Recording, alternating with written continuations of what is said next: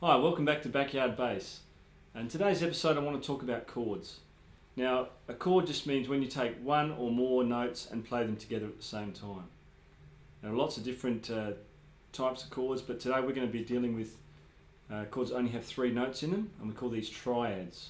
As the name suggests, it's only got 3 notes. Okay. Now, to understand the chords, you really need to have a good understanding and grasp of major scales, because a lot of the stuff we're going to be talking about relates back to the major scale. If you're not sure about that, I suggest you go back and check some of our previous videos out, because that really will help you a lot if you're trying to understand the chord stuff. Okay, but assuming you've got your head around the major scales,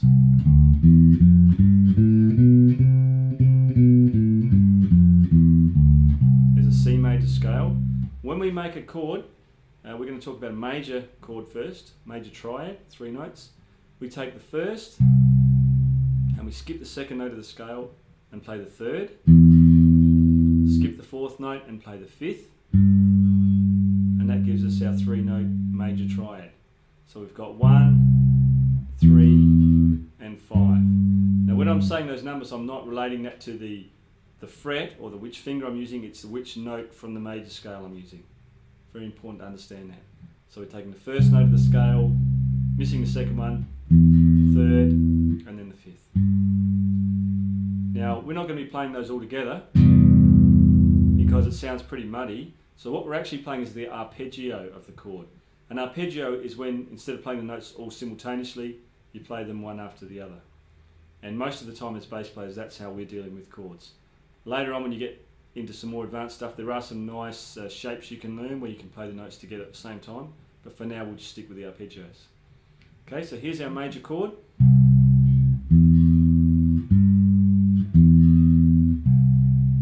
And here it is on the keyboard.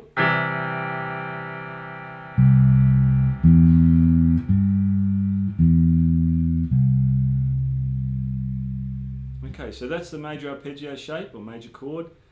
Obviously it's a movable pattern because we've got no open strings there, so if I want to play a G chord,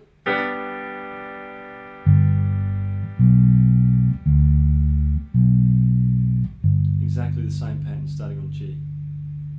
Now you really need to get your head around that and practice it all over your fretboard. Around the circle of 4ths is always a great idea, great way of practicing stuff.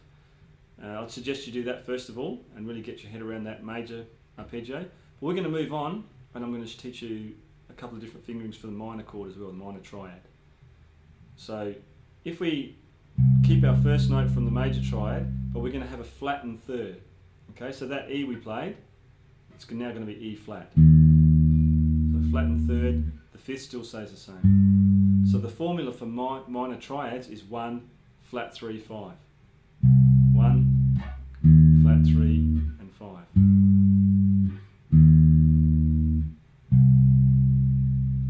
Okay, and if you listen to the sound of the chord,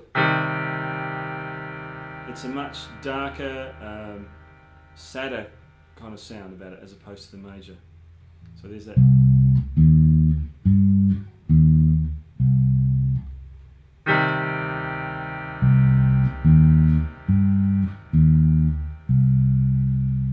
Now, that involves a little bit of a stretch and a little bit of a shift because we're going from E flat to G, from 1st fret to 5th fret. Here's an alternative fingering for the minor triad or minor chord. Start on your 1st finger, and I'm going to play E flat on the 6th fret on my A string. It's the same note, just playing a different position. So we've got C, E flat with my little finger, and the 5th, G, still in the same spot.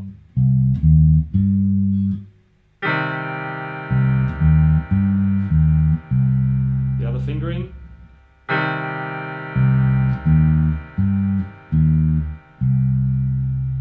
Now the most important thing you can do is get used to the sound of the chords, the difference between major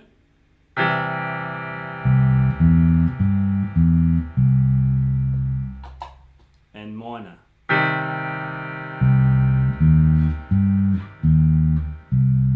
So when you're practicing those and learning them, try and hear the note before you play it. Try and play the first note, then try and imagine what that second one's going to sound like before you play it. So you're really getting used to the sound of those chords. Okay, and again with the minor, it's a movable fingering pattern. We can play anywhere on our fretboard. okay? And again, around the circle of fourths is always a good idea. So practice that, get your major and minor triads going in every key, and come back and see me in the next episode, and we'll talk about how they relate to the scales and how we can use those to improvise. Okay, see you next.